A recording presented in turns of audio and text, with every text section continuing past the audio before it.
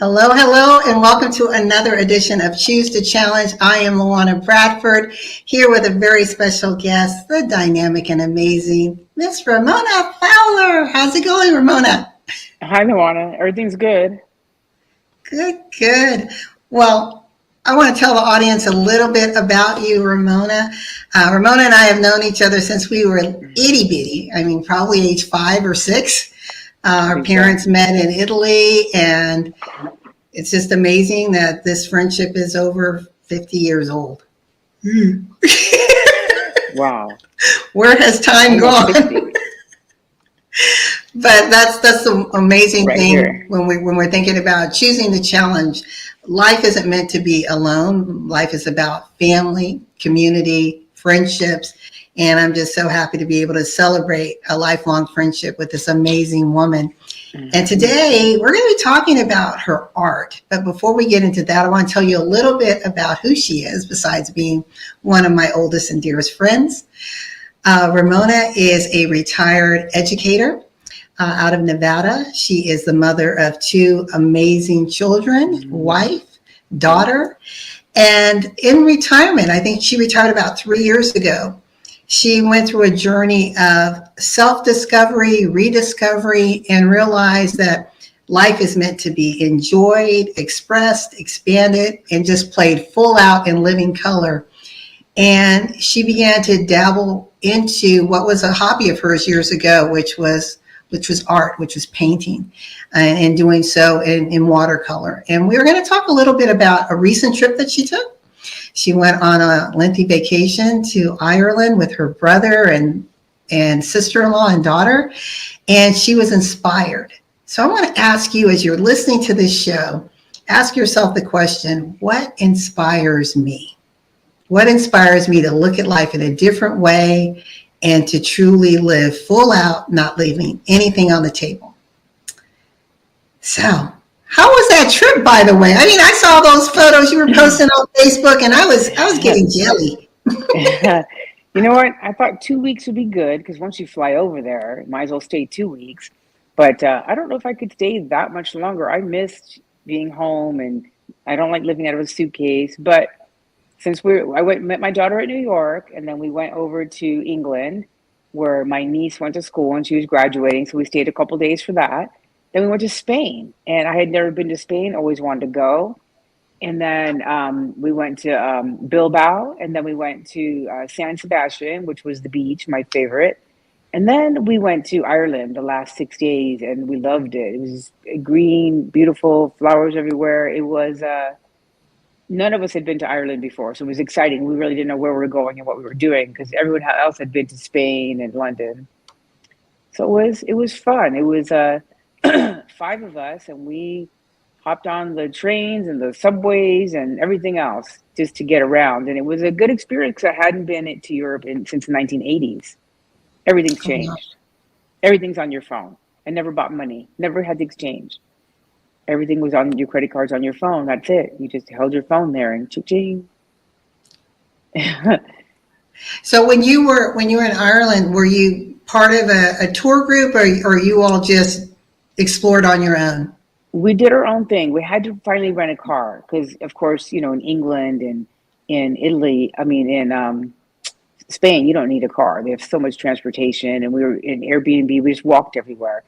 But everything's really far away there, and you have 2 hours to uh, one of the really beautiful sites, and then another hour and a half somewhere else. Everything was very far away.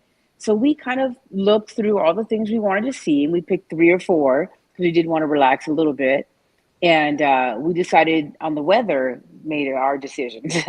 When it was cloudy, we stayed nearby and saw museums and things that were close, and went to the Middleton distillery, of course, and tried a little bit of Irish whiskey. But on the days that were sunny, that's when we went to the cliffs of the Moher. We wanted to see, shiny, beautiful weather, and so we kind of did. We knew what we wanted to see, and we just planned it out day by day, what we felt like, and it worked out because it was just beautiful. Just it felt like no one had ever been there before. Very natural, untouched land, and that was what was really cool. You felt like you were, the first person on the mountain.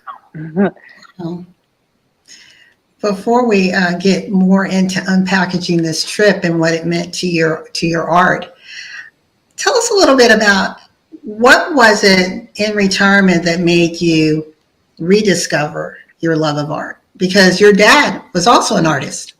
Yes, he started painting when he retired too. He did mostly the Bob Ross, and it was oil paint. And you know what? I have never even tried oil painting yet. I should say I'm going to.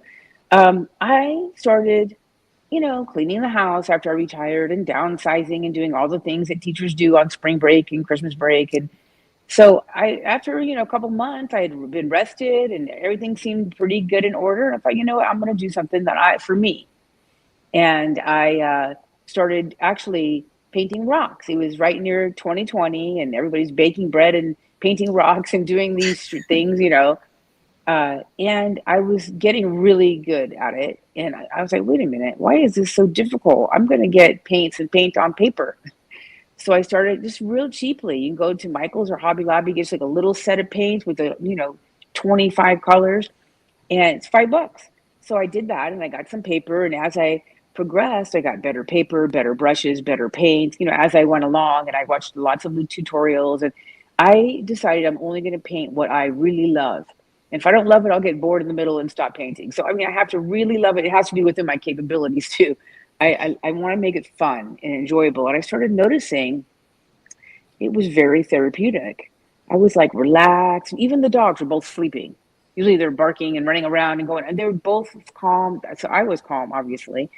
And I just started doing it and learning more and more.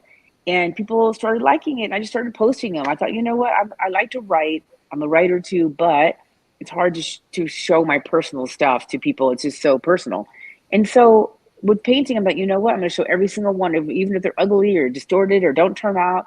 And I'm really surprised sometimes. One that I don't like or don't think is very well, I put it on and someone loves it. Someone loves it and wants to buy it. I'm like, really? So you never really know. They say beauty's in the eye of the beholder. They're not kidding. Different people just pop out and say, I need that. I want to buy that. Can I have that? Mostly teacher friends, but it's still fun to ship things. And after doing some watercolor, I got into acrylics a little bit, but there's a lot of canvases with that. And the canvases, you have to put them somewhere. So I started just going on paper, and it just was very relaxing, very fun. Between baking my bread and painting and cleaning house and all the normal chores, I really craved it. I did it every single day for like 2 years. And then I kind of slowed down. I got more quality paintings. I would paint one or two paintings a week and they would be much better. So I started taking my time, and I just, I morphed into what I am today. It's interesting to see the steps, and I kept every painting I have just to show me that, I didn't start out so great, but it's just fun. It really is fun and relaxing. I think everyone should try watercolor. And I've taught several watercolor classes, and people are always surprised how good things turned out. They're like, wow, I didn't think I could do this. I'm like, I know. That's my I pitch. think Everybody watercolor. what I like about your story, like you said, you started to dabble, started off painting rocks, and then from there sharing your work. And sometimes that's the hard thing, right? Because I believe Totally. any sort of artistic expression is an extension of you. And so you're like, okay, world, this is me, right? Here I am. I Here painted I a lot am, of good, flowers. not so good. And the fact Exactly. that people were interested in purchasing it, which basically started you on this road of business ownership. Yes, I started going to, craft shows, and I started going to different places. I go to my mom's place. She's in a senior independent home, and they have 3 or 4, 5 times a year. I go there and sell things. And, I cater to the crowd. If somebody, I make these acrylic vases now with acrylic paint, which is really fun. And then I started turning my art into magnets. And I put them on little 3x3 magnets, and people went gaga. So I'm like, okay. And it's just fun to see what happens and what are the needs out there. And then I try to make it happen. And it's been fun. I sell things, and I've sold thousands of dollars worth of stuff. I keep track of it on one of my little notepads. And I've sold a lot. And I tell you what I do with it, because I don't need money. I have a teacher's pension, but I use it to buy art supplies. And it's plenty. If I make, $50 one time, I made just $50. But you know what? I could buy a lot of stuff with that. A lot of paper, a lot of brushes. So I Yeah, just try to I use like it that. just to reimburse myself, for the fun hobby. Well, one of the things that you just mentioned, because you do have your retirement, which many people will not have because pensions have gone away for the most part. True. But you don't have to worry about the money. You do it for fun. You're able to make money, and then you help to feed it back into your business. With that same concept, can you talk to women who are watching who may have a hobby, who may have a hidden gift or talent, and how they might be able to use that if they find that they're retired, but they Hmm. really don't have enough money to live as comfortably as they did when they were working? Well, watercolor is not very expensive. Honestly, I used the worst paper and the worst paints and cheapy brushes, and they came out great. I was really surprised. And I think if you really love something, just do it. Don't pay attention to how many things you're doing or how expensive things are. Just do it. And because you love it, your energy will come out and people will love it too. It's amazing to me because I've had so many paint nights where friends come over, you have some wine and some food, and I teach them how to paint. And they're all painting now. They're like, see what you did to me? And they find it relaxing too. But I think if you go to a couple of fairs, craft fairs or art fairs or whatever it is that's in your area, and see how much people charge for things, and then just make yours a little bit less. And that just when you get started, and then people start buying. And I have shipped many of my things out of state, and it doesn't cost very much. And everyone's like, you should get on Etsy. But then I feel like it's going to be like a job, and I won't like that. And I want it to be with people that I like. And it's it's the satisfaction of knowing that I haven't put a lot of money into it, but I am making some money. If I really want to make money, you don't even have to get a business license. You can go to the one of the craft shows, they have a business license, that counts for them. And you just get a booth for like 25 or $50, sometimes 100, and you try to make money. The cool thing is once you start, people will be looking for you.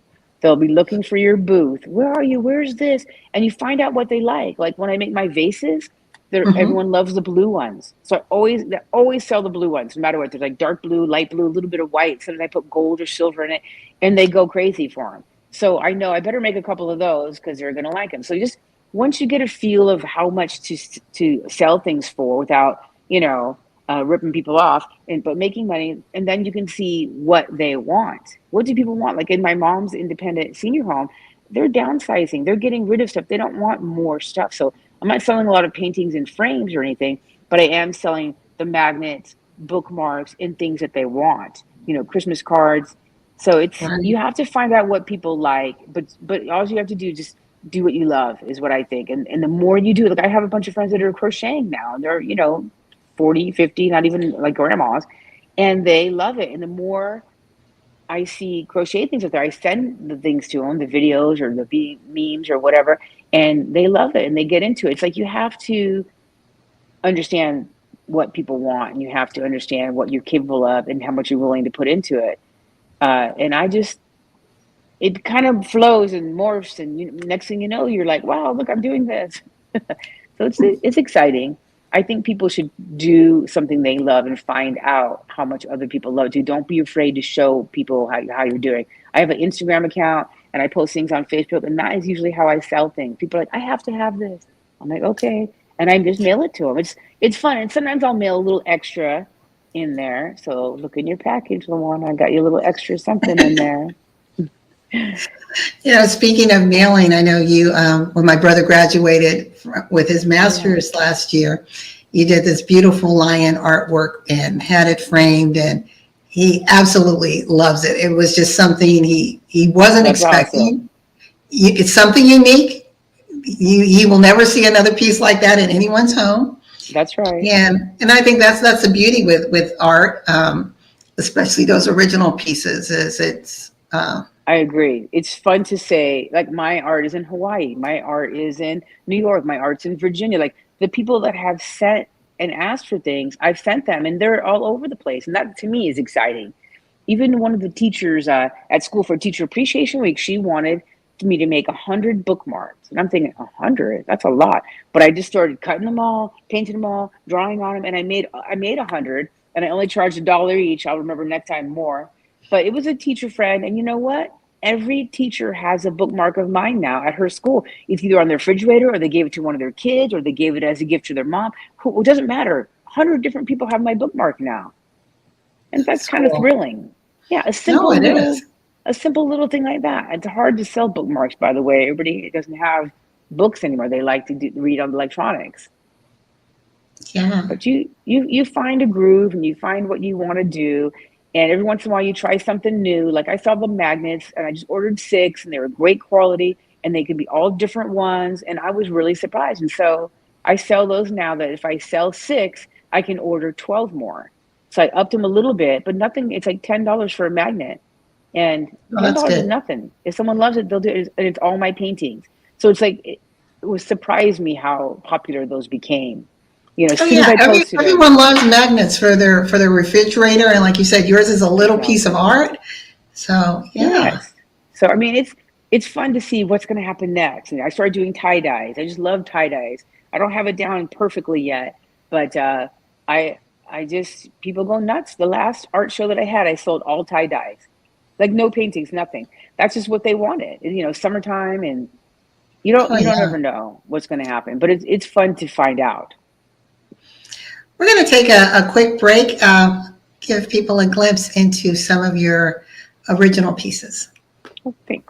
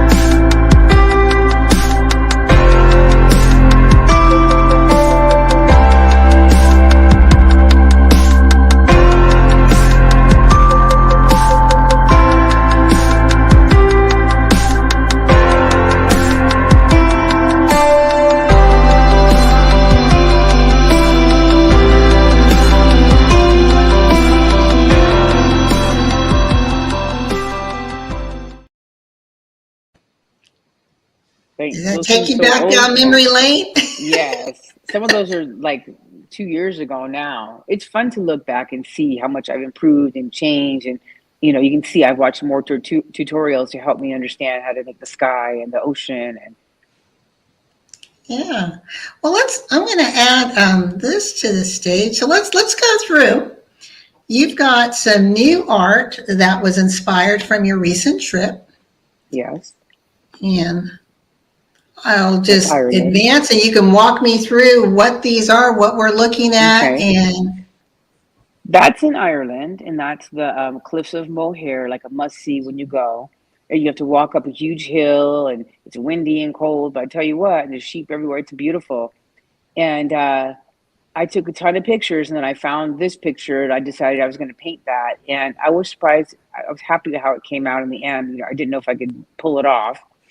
And I can just close my eyes right now, and I can still see that place. It was so vibrant and green, and I loved it. And I didn't like plan on painting anything, but I came home and I started painting that, and I was, thrilled with it because it looks like part of the Cliffs of Moher. I love that. Yeah, Was just this your watercolor. first time being because I know you have several paintings of elements of nature, but is this your first time being somewhere that you felt so transformed that you had to capture it with your Yes, painting? yes. After traveling through Europe, and I kind of took a step back, and I was relaxing because we planned it all out already. We had all of our hotels and everything set. And so I kind of relaxed and kicked back and enjoyed all the different graffiti. I took pictures of all the graffiti in all the countries. I painted some of those just for fun. And I was just seeing flowers upon flowers upon flowers. So I painted one of the flower ones that I sent to you. Just everywhere. We went to a lot of parks, though, in England and in Spain. But I mean, just flowers everywhere. And when I came home, I started planting more flowers. I was like, wait a minute, I love flowers. I forgot. And it just was easy to reassess all my goals and go, wait a minute, why am I not doing this if I love it? Why am I not, like I love Mhm. horses. Why am I not horseback riding? When we lived in Arizona, we horseback rode every Sunday, every week for 2 years. Me and my brothers, and sometimes my mom and dad would go. But I'm going to start doing that. Of course, it's 110 here in Nevada, but I will start in the fall because I volunteered a couple times and to shovel the poop and to ride the horses and never got to ride. But you know what? I'm just going to pay to ride, and I think I'm going to love that more therapeutic exercises. But I definitely loved painting horses. I have several horse paintings, and there's just something about seeing something you love reminding you, oh yeah, I love the water, I love the sky. Like I'd like to do a 30-day painting every day of the sky, the different clouds and how it's changing. And we don't have a ton of clouds here in Nevada, but we do get some times where it's, the monsoons, and just to see them every day and notice them every day and feel them and paint them because they're there and you kind of take them for granted, but they're beautiful. Yes. So when I came home, I just started painting that, and I was really happy with it. I'll probably do more, but I just wanted to get the texture, and I was just into it. But this painting's flowers. Flowers were everywhere. I love the ones that were sticking out. Bees were everywhere. It was pretty cool. I mean, it was like I came home and planted tons of flowers. I went to the plant world over here, and I was the only person in the park. We had a week of like 110 to 15 every day. And I was the only one there because I don't know, I didn't feel it. And I went in there and I said, I want something for the hot sun. And he gave me half price on all these flowers. And I went and planted them at home. And everyone thought I was crazy because it was so hot out.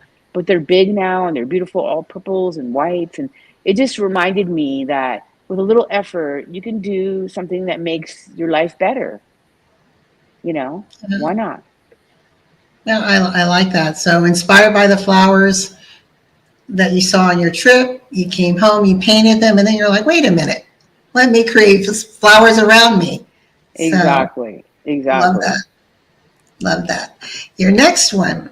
Now, this one I painted while we were there. We took one day to paint in the afternoon because it rained a lot in Spain. And we Okay. had this little cup of coffee. Of course, they have coffee like crazy, coffee and cigarettes. And so I painted this while I was there. And it looks almost just like the picture that I took of the coffee. I love taking the picture of the foods because they're just so different. And I was happy with it. Sometimes you paint something, you're like, it's a little off, or it's not this or that. But it captured it. And it was just fun to try something new. I've never painted a cup of coffee before. You know, it was fun. Oh, I like it.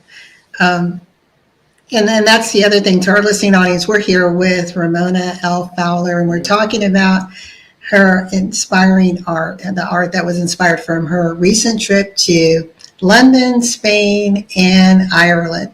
And if you allow yourself to wake up, open up, and be expressive, you never know what in and around your life may inspire you to step outside your box, to tap into those gifts and talents that you have and show up boldly and authentically in a very unique way. And Ramona, after retirement, Mhm. uncovered and rediscovered her gift of art.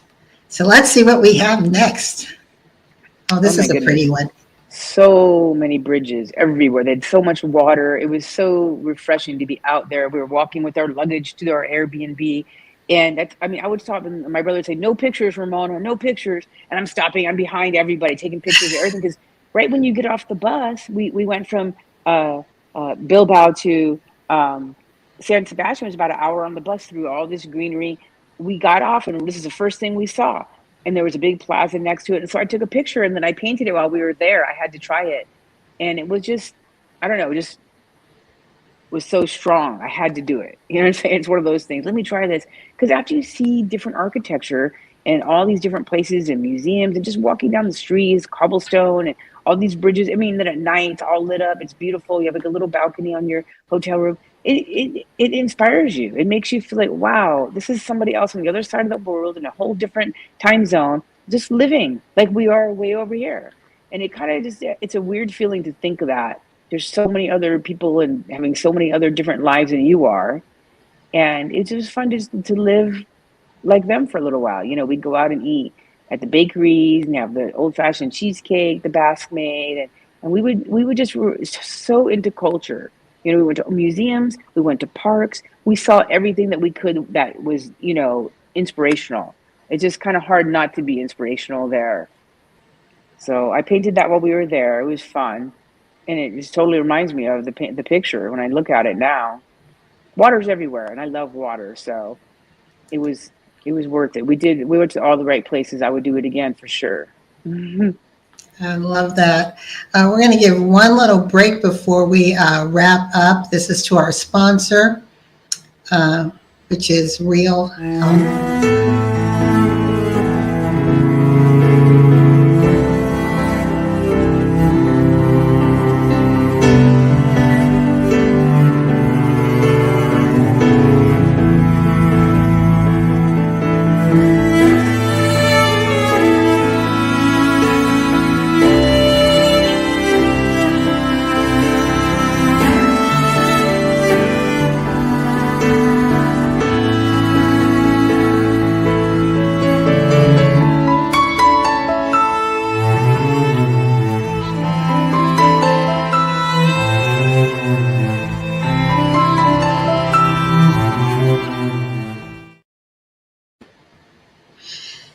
The one thing I like about that commercial, it just talks about inspiration, and what you're doing and just what I see in following you on social media is that you as an individual are so inspiring just when you share and tell your story. But now that you're sharing your art, it's like another level of complexity yet simplicity to who you are as a person. And just to know, I mean, think about what you just said, where all the places your art is.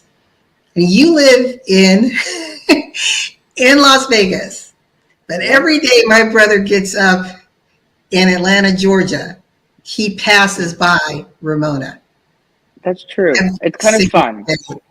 That's That's the pretty, cool part. yeah, that's pretty powerful. So I want to take myself down and just give you a minute or so to share with the audience anything that you would like that might encourage them to not play small, but to just play full out. And like you said, find something that you love and just go for it. Oh boy. Well, besides art, of course, I have many interests.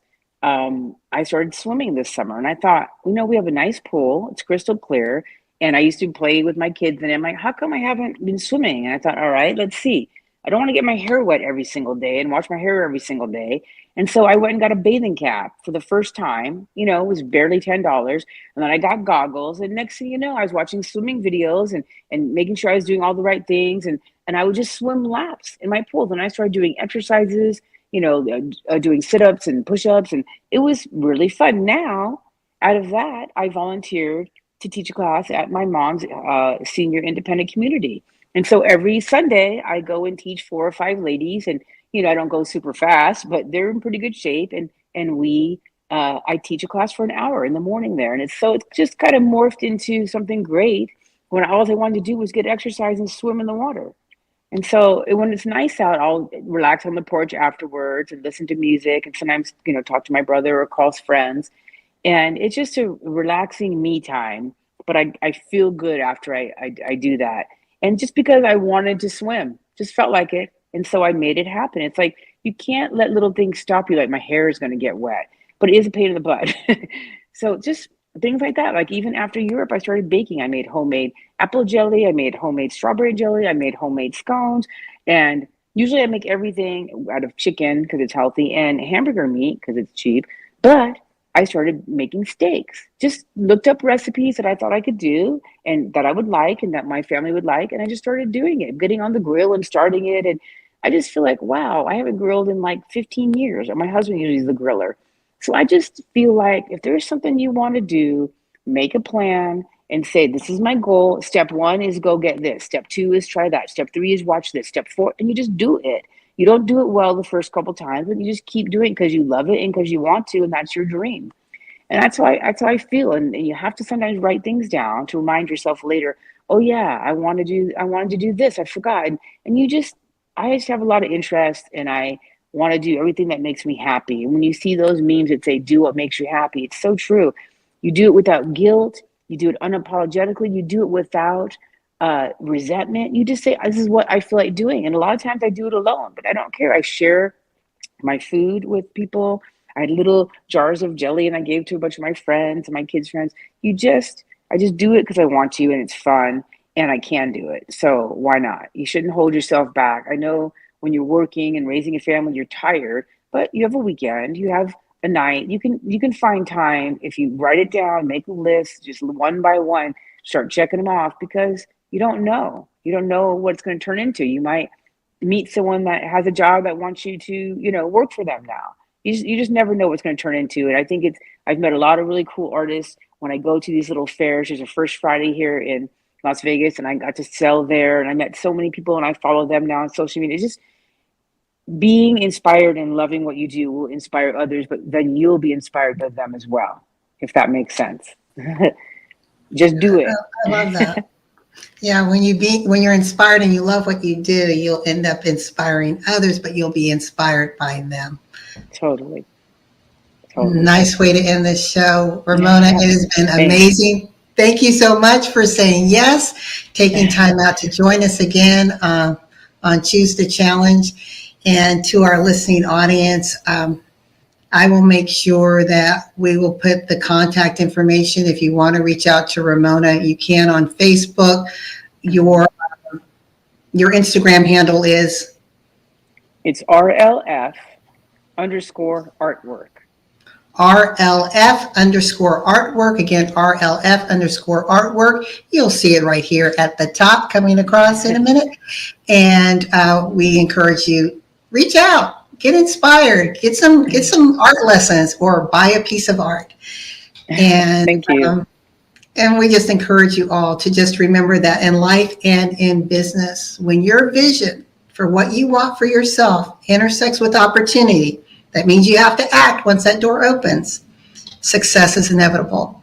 Thank you again for joining us on another edition of Choose the Challenge. I'm LaWanna Bradford, here with special guest Ramona Fowler, and I will see you next week. Be safe, everyone. Bye for now.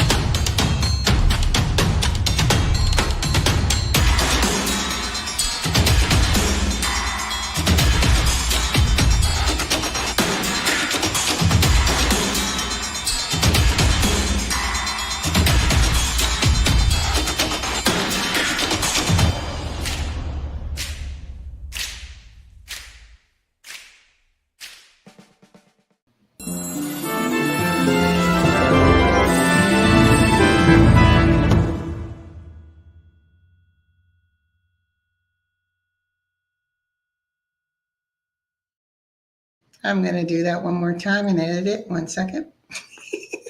Here we go.